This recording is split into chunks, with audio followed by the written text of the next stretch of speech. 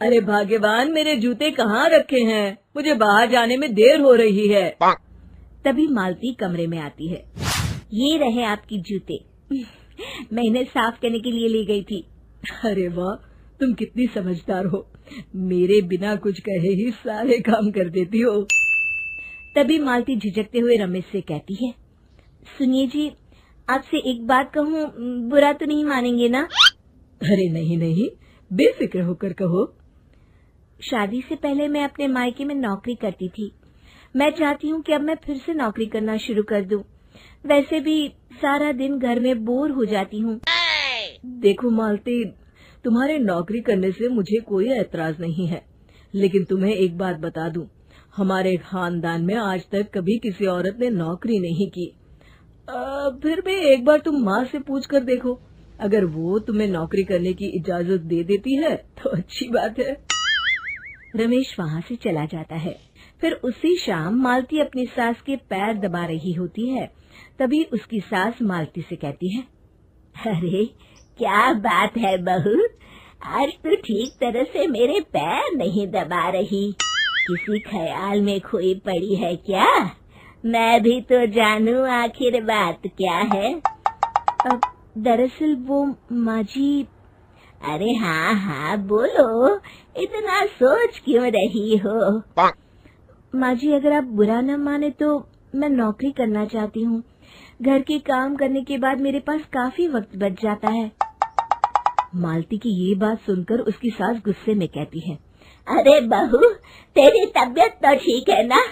आज ये कैसी बहकी बातें कर रही है? भला हमारे खानदान में आज तक कभी किसी औरत ने नौकरी की है जो तू नौकरी करने की बात कर रही है, हैं? अरे बहू, तू क्या रिश्तेदारी में हमारी नाक कटाना चाहती है? जितना जल्दी हो सके अपने दिमाग से नौकरी का भूत उतार दे, और अब जा, जल्दी से रसोई में जा, खाना बनाने का वक्त हो रहा है। मालती मन मार कर खाना पकाने के लिए रसोई घर में चली जाती है। अगले दिन, नमस्ते माँ जी, कैसी हैं आप?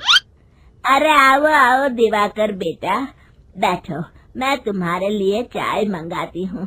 बहू, जरा एक कप चाय तो लेती आना। फिर दिवाकर एक फाइल खोलकर मालती की सास के सामने रख देता है। ये देखिए माँ जी, ये है पिछले महीने का हिसाब और ये रहे मुनाफे के रुपए। एक बार हिसाब देख लीजिए और इन कागजों पर अपने दस्तखत कर दीजिए। अरे दिवाकर बेटा, मैंने भला आज तक कभी तेरा हिसाब देखा है जो अब देखूंगी? ला बता, कहाँ दस्तखत करूं? तभी मालती चाय लेकर वहाँ आ जाती है और अपनी सास को बिना कागजातों को पढ़े इस तरह लापरवाही से दस्तखत करते हुए देखकर हैरान रह जाती है। अच्छा माँ जी, अब मैं चलता हूँ, फैक्ट्री में बहुत काम है। फिर दिवाकर वहाँ से चला जाता है। कुछ दिनों बाद मालती बाजार में कुछ सामान खरीद रही होती है। तभी एक बूढ़ा आदमी उसे आवाज देता है, अरे मालती बेटी, कैसी हो? मुझे पहचाना? मैं तुम्हारी कंपनी में मुनीम का काम करता हूँ। हाँ चाचा जी, मैं आपको बिल्कुल पहचानती हूँ। कहिए, कैसे हैं आप?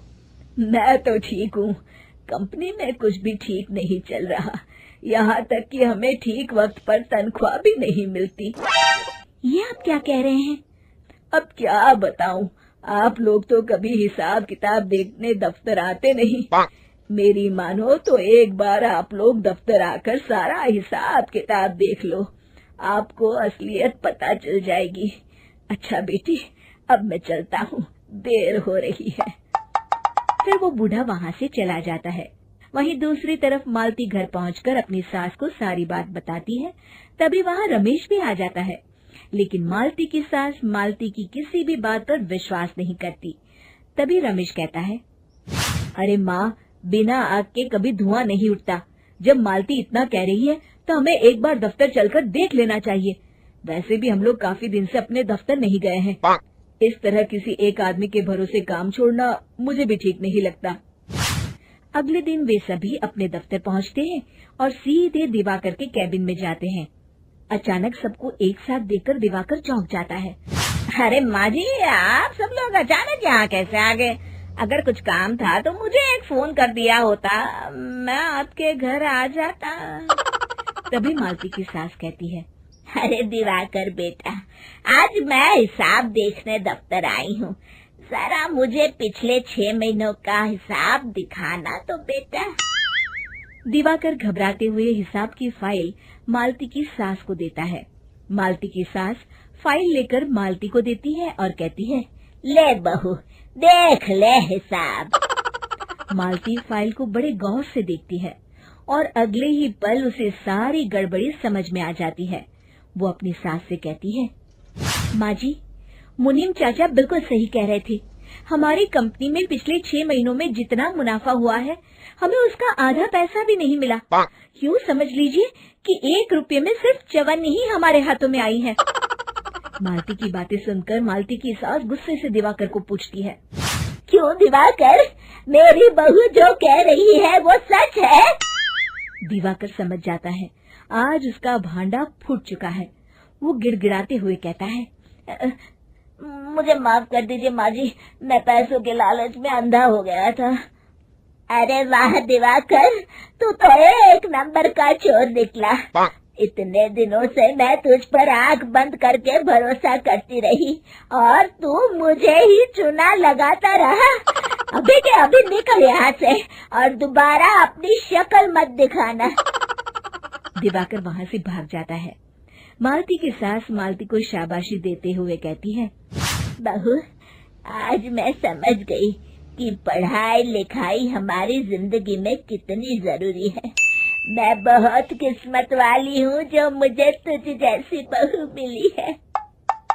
शिक्षा, पढ़ाई लिखाई का इस्तेमाल सही जगह करके हम दुनिया में बहुत कुछ बदल सकते हैं।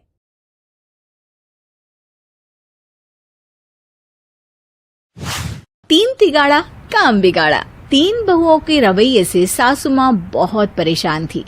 दरअसल बात ये थी कि तीनों बहुओं में किसी बात को लेकर अनबन हो गई थी। तब से ही तीनों एक दूसरे से मुंह फुलाए रहती थी।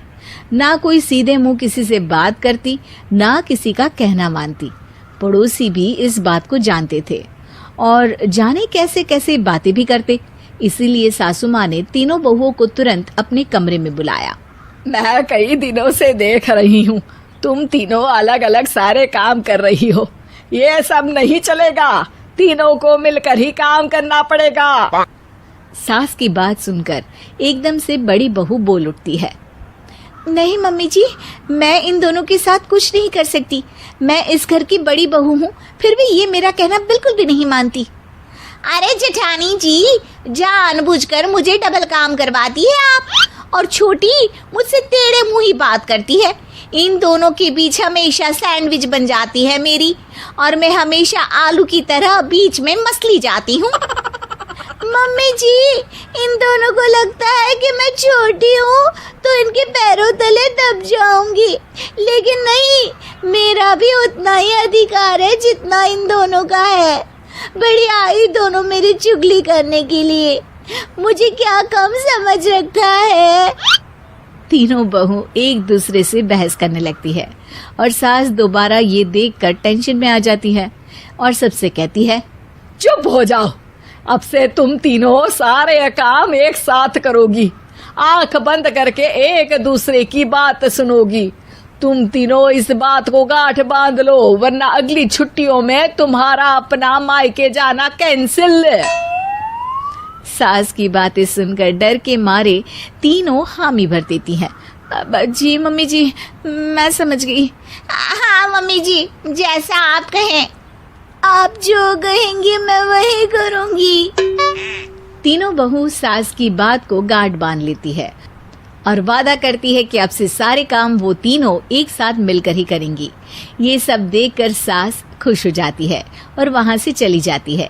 नीचे जाकर वो देखती है कि घर में शर्मा जी आए हुए होते हैं। सास जोर से आवाज लगाकर कहती है, अरे बहू, जरा चाय बनाकर तो लाना, शर्मा जी आए हैं। सास की बात सुनकर तीनों बहू तुरंत किचन की ओर भागती है और चाय बनाना शुरू कर देती है। मुझे तो एकदम मसाले वाली कड़क चाय पसंद है, तो हम शर्मा जी के लिए मसाले वाली चाय ही बनाएंगे। अरे नहीं दीदी, गर्मी के मौसम में मसाला चाय कौन पीता है? मैं तो शर्मा जी के लिए इलायची वाली चाय ही बनाऊंगी। ये कैसी बात कर रही हैं आप दोनों? मेरी मम्मी ने सिखाया है कि मेहमान को ज्यादा दूध और शक्कर वाली चाय देनी चाहिए, वरना वो घर वालों को कंजूस समझते हैं। तो मैं तो शर्मा जी को ऐसी ही चाय दूंगी। तीनों बहुएं अपने अपने तरीके से चाय में शक्कर, मसाला, पत्ती सब डाल देती है। उबलने के बाद तीनों मिलकर चाय बाहर लेकर जाती है और शर्मा जी और सासू माँ को देती हैं। चाय पीने के बाद शर्मा जी सासू माँ को देखकर शर्मा जाते हैं और शर्मिंदा महसूस करते हैं कि आखिर उन्होंने चाय पीने के लिए हामी क्यों भरी। सासू माँ भी चाय पीना शुरू करती है और कहती हैं, अरे बहू, ये कैसी चाय बनाई है? चाय है या मीठे दूध की बासुंदी? हाँ, चाय अच्छी नहीं लगी क्या? कोई बात नहीं, हम पराठा बनाकर लाते हैं। चलो चलो अंदर। हाँ चलो। हाँ आती हूँ मैं भी। नहीं नहीं, मेरा पेट चाय ने ही चौपट कर दिया, वही काफी है। पराठे से पोपट नहीं करवाना, मैं तो चलता हूँ। शर्मा जी चुपचाप पतली गली से निकल जाते हैं। अगले दिन सास बहुओं से कहती है, अरे बहू, जाओ जाके ऊपर के गेस्ट हाउस की सफाई कर दो। कल हमारे यहाँ मेरे दूर के रिश्तेदार आने वाले हैं, तो पूरे कमरे को चमका देना, समझी? तीनों बहू सास की बात को मानकर ऊपर सफाई करने चली जाती हैं और तीनों कमरे की सफाई चालू कर देती है। बड़ी बहू मकड़ी के जाले साफ करती है, तो बीच वाली झाड़ू लगाना और छोटी वाली सर्फ डालकर जमीन धोना शुरू कर देती है। अरे दीदी, जेठानी जी, अभी मैंने पूरी फर्श धोई और आप फिर से धूल नीचे गिरा रही हैं। और मछली जेठानी जी, आप बिना झाड़ू की धूल यहाँ छटक रही हैं। अरे तीनों को साफ करना है, एक साथ सफाई करते हैं ना। अरे वही तो, हम साथ साथ हैं, घर साफ साफ है। तीनों बहू ऐसे ही काम में उलझ जाती है और 2 घंटे तक एक ही कमरे की सफाई करती रहती है। बहुत देर से अपनी बहुओं को ना देखने के कारण सास ऊपर कमरे में उन्हें देखने जाती है, लेकिन कमरे में घुसती ही वो गीली फर्श पर फिसलने के कारण नीचे गिर जाती है। ओरी मोरी मैया, हड्डी मरोड़ के रख दी। आए, मेरी तो कमर ही टूट गई रे। तीनों बहुएं सास को उठाती हैं और बिस्तर पर सुला देती है। अरे मेरे हाथ पैर दर्द कर रहे हैं, दबा दो, आराम मिलेगा। हाँ जी माँ जी। अरे जी माँ जी, जी माँ जी। और तीनों बहुएं एक साथ सास के हाथ को दबाना शुरू कर देती है।